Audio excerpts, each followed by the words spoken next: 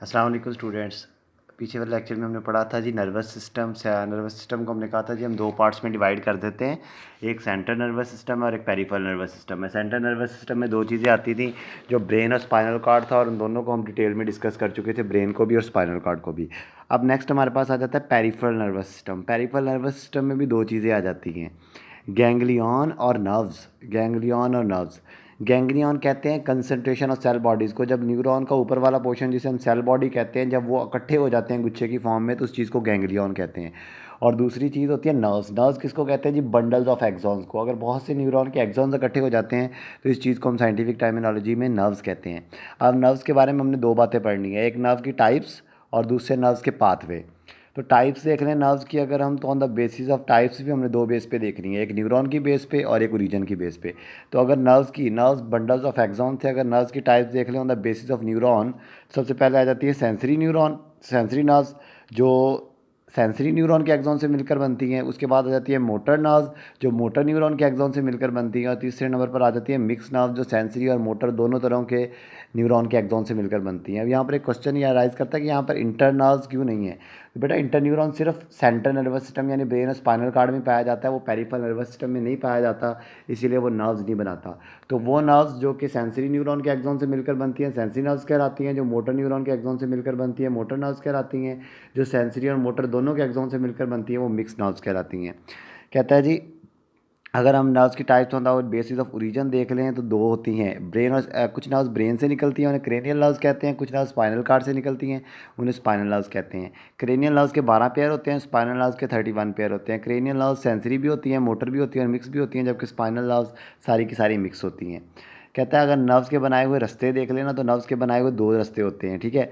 एक sensory pathway होता है, एक मोटर पाथवे होता है। सेंसरी पाथवे वो होता है जो पैगाम रिसेप्टर से कोऑर्डिनेटर तक लेकर जाता है, और मोटर न्यूरॉन या मोटर पाथवे वो होता है जो पैगाम कोऑर्डिनेटर से वापस अफेक्टर तक लेकर आता है। अब सेंसरी पाथवे को तो हम आगे डिवाइड नहीं करते, लेकिन मोटर पाथवे आगे मजीद डिवाइड हो जाता है, ठीक है। जो पैगाम आपके अफेक्टर की तरफ आ रहा है, वो पैगाम दो तरीके का हो सकता है, या तो वो पैगाम वॉलंटरी यानी आपके काबू में होगा और किस सिस्टम के ताबे होगा, किस रास्ते पर चलकर आएगा, सोमैटिक नर्वस सिस्टम पर। और अगर वो पैगाम इनवॉलंटरी हुआ यानी आपके ताबे ना हुआ, तो वो ऑटोनॉमिक नर्वस सिस्टम के तहत वापस आएगा।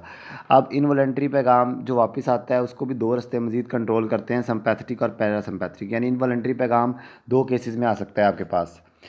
अच्छा जी, सिंपैथेटिक और पैरासिम्पैथेटिक। कहता है अगर इनवॉलंटरी पैगाम इमरजेंसी की सिचुएशन में आए तो फिर उसे सिंपैथेटिक नर्वस सिस्टम डील करता है, और अगर इनवॉलंटरी पैगाम रेस्ट की सिचुएशन में आता है तो फिर उसे पैरासिम्पैथेटिक नर्वस सिस्टम डील करता है।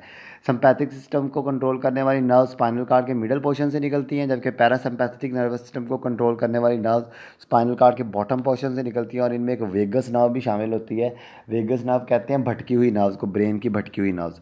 सिंपैथेटिक नर्वस सिस्टम जब इमरजेंसी की सिचुएशन में आपकी बॉडी पर इनवॉलंटरी पैगाम आता है तो ये कैसे एक्ट करता है? डायलेट द प्यूपिल, ये हमारे आइज़ के साइज़ को बड़ा करवा देता है। इंक्रीज़ द हार्ट रेट को ज़्यादा करवा देता है। इंक्रीज़ ब्रीथिंग को ज़्यादा करवा देता है, और डाइजेशन को कुछ देर के लिए रोक देता है। जबकि पैरासिम्पैथिक नर्वस सिस्टम के रेस्ट की सिचुएशन में इन्वॉलंटरी पैगामों को डील करता है। तो ये कॉन्स्ट्रिक्ट द पीपल, हमारी आइज़ को बंद करवा देता है। नॉर्मलाइज द हार्ट रेट को नॉर्मल कर देता है। Normal the breathing rate normal हो जाता है।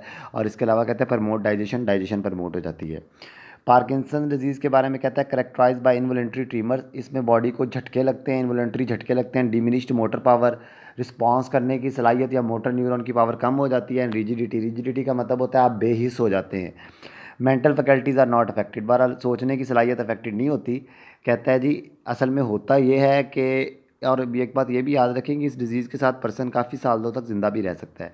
और कहता होता यह है कि ब्रेन के अंदर उन सेल्स की डेथ हो जाती है जिन्होंने डोपामीन प्रोड्यूस करना था। अब ये डोपामीन क्या है? हमने पीछे पढ़ा था कि डोपामीन एक न्यूरोट्रांसमीटर है, ठीक है। कहता है जी डोपामीन प्रोड्यूस करने वाले सेल्स की डेथ हो गई है, और इसकी डेथ होती है या तो बढ़ती हुई एज की वजह से 50s और 60s में, या ट्रॉमा कहते हैं हेड इंजरी को। कहता है जो ट्रीटमेंट है ना, फिलहाल आल डोपा ड्रग्स दिए जाते हैं जो डोपामीन ज़्यादा करते हैं बॉडी में जाके, लेकिन अब नेचुरल एक ट्रीटमेंट फाइंड कर रहे हैं जेनेटिक इंजीनियरिंग के ज़रिए। जेनेटिक इंजीनियरिंग के जरिए एक प्रोटीन बनाई जा रही है जिसका नेम है glial cell line derived neurotrophic factor GDNF। और देखा गया है कि जब लैब में ये लगाई गई है रैट्स वगैरह को, तो उनके अंदर डोपामीन प्रोडक्शन ज़्यादा हो गई है। उसके बाद आ जाता है अल्जीमर डिजीज़। अल्जीमर डिजीज़ क्या होती है जी? कहते हैं इस डिजीज़ को डिस्कवर किया था अलाइस अल्जीमर ने। इसकी सिम्टम्स बिल्कुल सिमिलर हैं डेमेंशिया से। डेमेंशिया का मतलब होता है मेमोरी लॉस।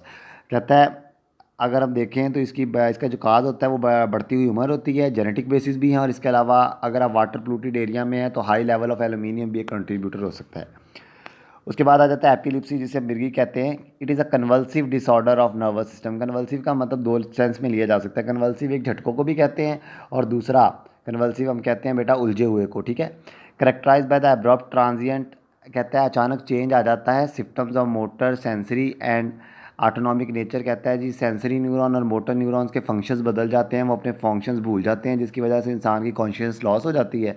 कहता है ज़्यादातर तब होता है एपिलिप्सी जब ग्रे मैटर से इलेक्ट्रिकल डिस्चार्ज ज़्यादा हो जाता है। स्पाइनल कार्ड का जो ग्रे मैटर है ना, उसमें से नर्व इम्पल्स ज़्यादा आने लग जाती है। और कहता है एपिलिप्सी के बारे में एक और बात याद रखें, ज़्यादातर जो विरासती एपिलिप्सी होती है ना, वो 30 साल से पहले शो हो जाती है। इसके अलावा एपिलिप्सी ट्यूमर या हेड इंजरी की वजह से भी हो सकती है। लेकिन अगर विरासती एपिलिप्सी अपने आप को 40 साल के बाद शो करवाए तो फिर उसको हम एपिलिप्सी नहीं कहते, उसको ऑर्गेनिक डिजीज़ कहते हैं। एपिलिप्सी को चेक करने के लिए जो टेस्ट किया जाता है उसको कहते हैं बेटा, उस टेस्ट को कहते हैं इलेक्ट्रोसिनेफ्लोग्राफी, ईसीजी। देखें, ईसीजी दिल की भी होती है और ईसीजी ब्रेन की भी होती है। दिल की जो ईसीजी होती है उसे इलेक्ट्रोकार्डियोग्राम कहते हैं, और ब्रेन की जो ईसीजी होती है उसे इलेक्ट्रोसिनेफ्लोग्राफी कहते हैं। पढ़ते दोनों को ईसीजी ही हैं। ट्रीटमेंट कहता है जी एंटी कन्वुलेंट ड्रग्स दिए जाते हैं जो झटकों की शिद्दत को कम करते हैं। और इमोशनल डिस्टर्बेंस कहता है ट्रिगर रोल प्ले करता है। अगर एपिलिप्टिक इंसान इमोशनल हो जाए ना तो फ़ौरन उसे फिट्स पड़ने लग जाते हैं। तो इमोशनल डिस्टर्ब ना हो एपिलिप्सी वाला इंसान। ये एक पेज रिपीट हो गया। अच्छा जी, कहता है उसके बाद आ जाता है जी affect of nicotine on central nervous system, के निकोटीन का क्या असर होता है सेंट्रल नर्वस सिस्टम पर। निकोटीन बेसिकली तंबाकू में पाई जाती है और मिमिक्स करती है, यानी कॉपी करती है एसिटाइल कोलाइन के एक्शन को। एसिटाइल कोलाइन हमारा मेन न्यूरोट्रांसमीटर था। कहता है ये ना एसिटाइल कोलाइन की जगह ले लेती है आके। एसिटाइल कोलाइन की बजाय ये पैगाम कंडक्ट करने लग जाती है न्यूरॉन टू न्यूरॉन, साइनेप्स पर ये पैगाम कंडक्ट करने लग जाती है, और ये ज़्यादा स्पीड से पैगाम कंडक्ट करती है उसके मुकाबले में ना। यानी एसिटाइल कोलाइन के मुकाबले में ये ज़्यादा स्पीड से पैगाम कंडक्ट करती है, जिसकी वजह से अक्सर हार्ट रेट इंक्रीज़ हो जाता है, ब्लड प्रेशर इंक्रीज़ हो जाता है, डाइजेशन ज़्यादा हो जाती है, और इसकी वजह से कई साइड इफेक्ट फेस करने पड़ते हैं, डायरिया, वॉमिटिंग, हार्ट डिजीज़। अब एक क्वेश्चन ये राइज करता है कि कोई इंसान सिगरेट छोड़ क्यों नहीं सकता। बेटा सिंपल बात है, अगर एक आपका सर्वेंट है या आपका एक एम्प्लॉय है, कोई भी है, आप उसे जी एक मंथ में 1 लाख सैलरी दे रहे हैं, अगले मंथ में उसे 2 लाख सैलरी दे देते हैं, और फिर तीसरे मंथ कहते हैं जी आप दोबारा 1 लाख सैलरी ले लो, तो वो कभी नहीं मानेगा।